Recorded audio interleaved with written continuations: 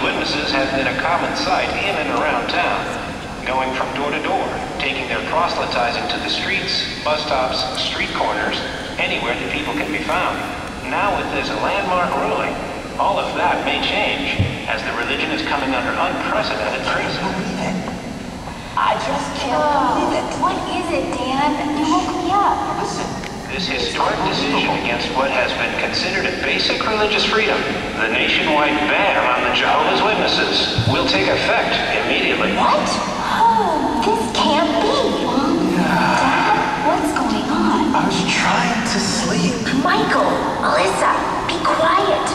Listen to And this. while there are no immediate reports of any sentences being imposed against those who were arrested last night, authorities have made it clear that when one of Jehovah's Witnesses talks about his beliefs to others, this is a punishable crime, and it is expected that serious sanctions will be imposed. This is Kenneth Edwards reporting. Brenda, back to you in the studio. Thank you, Ken. And now, Dan is meeting with mixed reactions, both from government officials and from the Jehovah's Witnesses. I'm scared. What's going to happen to us? Ted, I'm so glad it's you. Hello, Dan. Good morning, Maria. Michael, Alyssa, did you hear the news? We just saw it on TV. This can't be happening. How could things just change overnight? Brother Alderman, do you have any idea what's going on? We'd all better sit down. The decision was handed down yesterday afternoon. The meeting at the East congregation was disrupted by police last night. 10 members of the congregation were arrested, and one was beaten. I can't believe this. At least, that's what I heard. Wait a minute. I still can't wrap my mind around this. Yesterday, everything was fine. You were out in service with us. This is a free country. How can something like this happen? And overnight? It took me by surprise too, Daniel. But we knew that sooner or later this would happen. I just didn't think it would happen today. Everything has been so calm here. Brother Alderman, are we going to be arrested?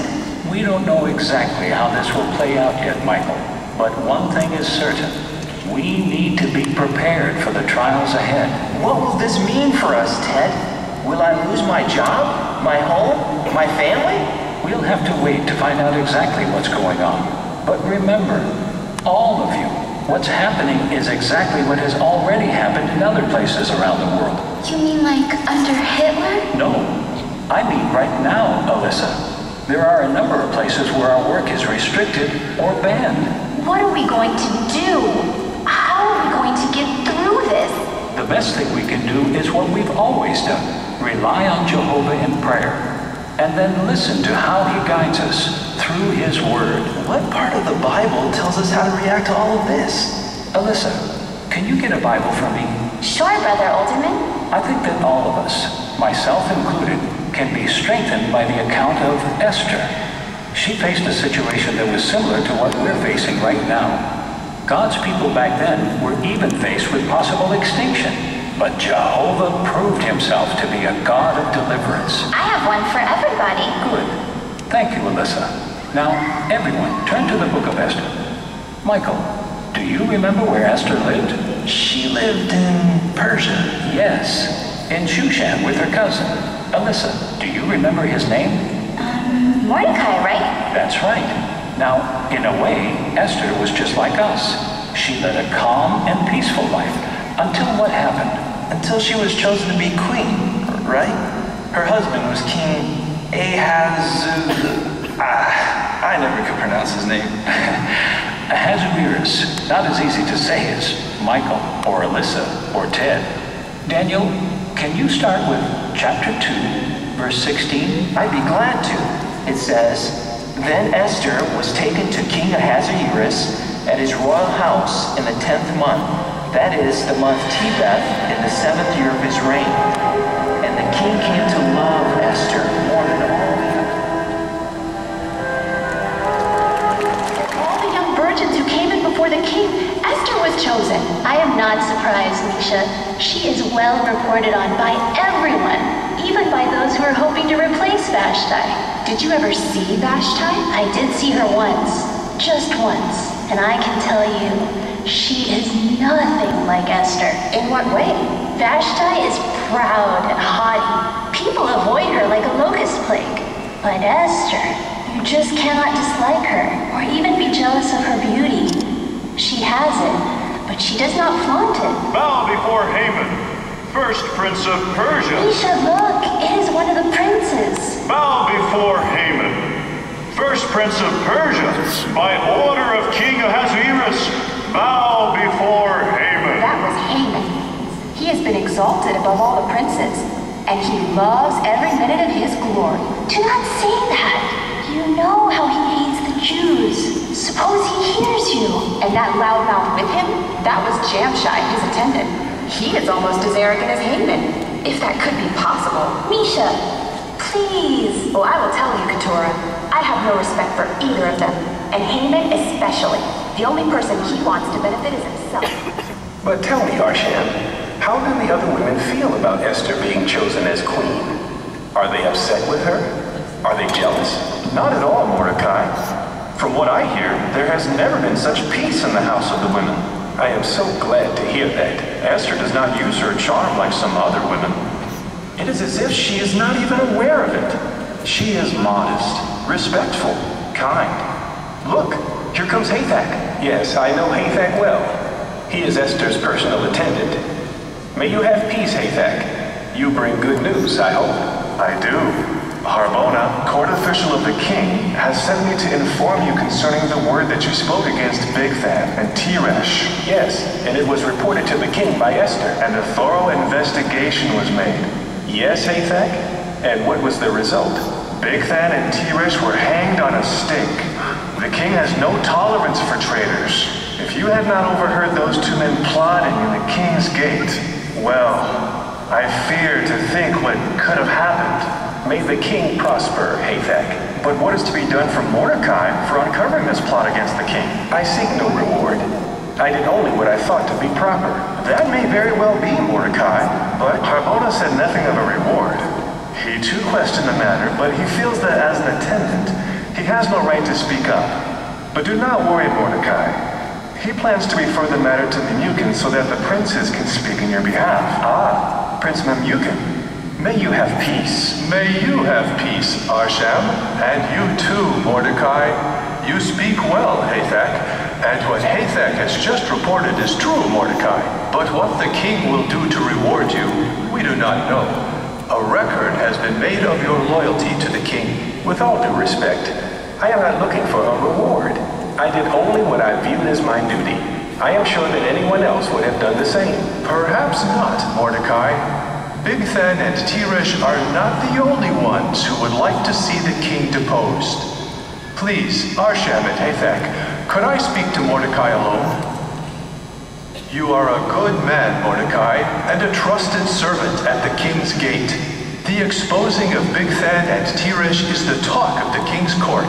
I did only what seemed proper. But there is a matter that troubles me deeply. What is it? It is the matter of Haman, the one who is now second only to the king. As you know, the king has made a commandment that everyone in the king's gate must bow down before Haman, because he has been elevated above all the other princes in the kingdom. Yes, I'm aware of that. But you, Mordecai, you refuse to bow to Haman. Why do you refuse to obey the order of the king? In this one thing, I must. But why? Do you see my attendant standing over there? Yes, I know him. He is Hilkiah. Yes, Hilkiah. Haman hates Hilkiah. Do you know why? Because he is a Jew. He hates all Jews. But let me tell you something. As much as Haman hates Jews, he hates you even more. He is incensed that you refuse to bow down to him. I appreciate your warning, Prince Memucan, but I cannot bow to Haman, even though the king has commanded it. But why? Why would you risk your life for such a little thing as... Haman is coming now. Mordecai, I beg you to think about what you are doing.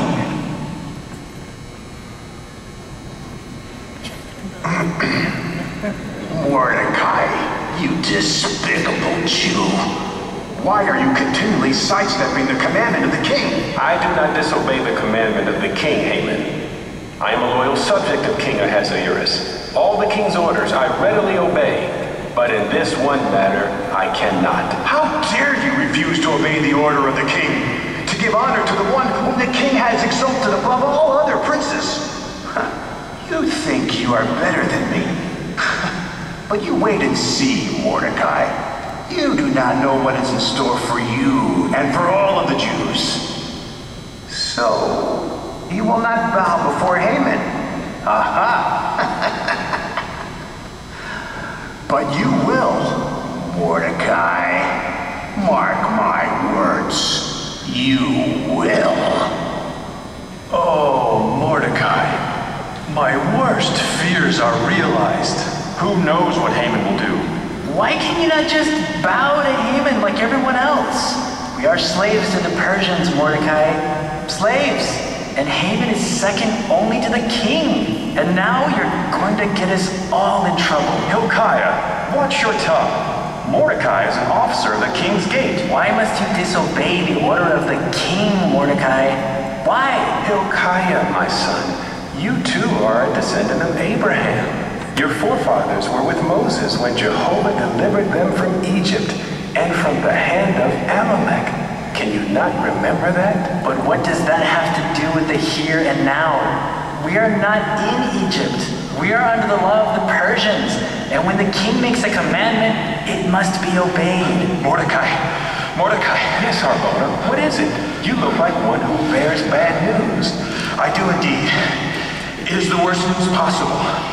You know that Haman hates you and has vowed to avenge himself because you will not bow before him. Yes, Harbona. Speak, Harbona. What is it? What has happened? Haman had the king sign a decree against the Jews. Alas, our poor people. Our doom is sealed. I overheard Memucan and Karshina discussing it just a few moments ago. It seems that Haman has offered to pay into the king's treasure 10,000 silver talents of his own wealth 10,000 silver in order to expedite the matter. But what is the decree, Harbona? What will the king do to the Jews? I do not know, but it must be a fearful thing because Memucan and Karshina were both extremely agitated. Oh, Mordecai, how could you have been so thoughtless? You, a court official who sits in the king's gate, and now you have brought calamity upon us.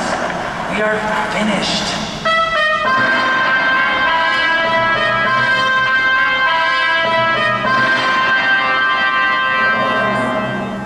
Let all loyal subjects of King Ahasuerus come near, and let all hear, even from India to Ethiopia, in all 127 jurisdictional districts, by the word of Ahasuerus the king, let all the kings, satraps, and the governors, and the princes, and all the people become ready for the 13th day of the 12th month to annihilate and to destroy all the Jews, young man as well as old man, little ones and women, and to plunder the spoil of them. So it is written, and so it shall be in the name of Ahasuerus the king. Adar the 13th, remember that day. You will not get off so lightly then, not one of you. This is Mordecai's fault. I knew that he could bring calamity on us by refusing to obey the king's commandment. But we must stand together. You are just a... All of us. Mordecai alone has had the courage to uphold Jehovah's law. Mordecai has only brought trouble. May Jehovah forgive us, and may he turn back on the heads of our enemies the wrong that they would do to us. You are a fool, Misha, a fool. Jehovah has forgotten us. He has left us to die at the hands of Haman. What will we do? We are lost. We will perish. Oh, my people, my poor people. May Jehovah, the God of Israel, have mercy on us.